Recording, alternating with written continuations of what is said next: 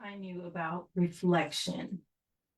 Early in my teaching, I thought that reflection was something that you did only for formal processes like evaluations. And what I wish I knew sooner is that reflection is not extra work. It's really how I was able to make sense of the work that I was doing.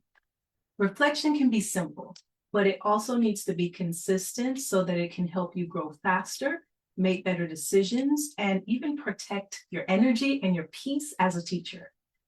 I really learned the power of reflection during the National Board certification process, and that's where reflecting was essential and it was not optional. But what surprised me is that reflection doesn't need to be long or complicated to be effective.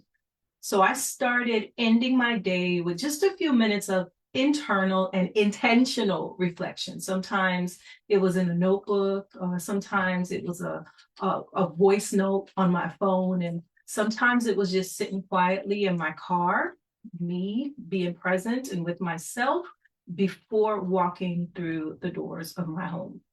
And what mattered was not the format, y'all, it was the purpose. And it was also the pause, the actual time to take a moment for myself to think and to reflect. So, reflection has helped me identify what was actually working, not just the things that were loud and stressful in my day.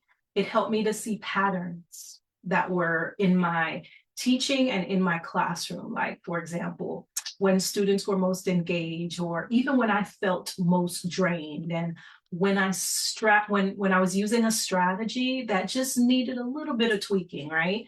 And so over time, reflection became how I made better instructional decisions and let go of what didn't actually serve me or my students. And it helped me to build confidence instead of constantly second guessing myself. The biggest shift for me, though, was I stopped carrying the entire day home with me, and reflection helped me to process so I could release the day before walking through the doors of my home to be with my family. So I want to share a few reflection questions that you can go to at the end of a day, the end of a lesson, the end of a project, whatever you decide. Number one, what part of today felt aligned with the kind of teacher I want to be? Number two, what felt heavy and what part of this was within my control?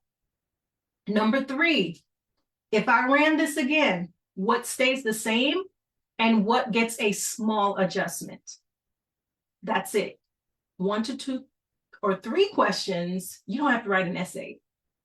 Just 1, 2, or 3 questions, quick internal reflection, written, voice note, however you want to do it.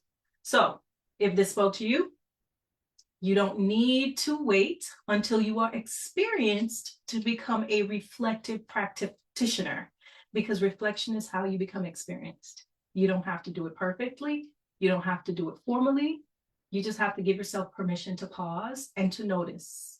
Reflection isn't supposed to be about replaying everything that you did wrong. It's about noticing patterns that you can move forward with intention. And finally, reflection honors your growth, your learning curve, and your humanity as a teacher. So happy reflecting.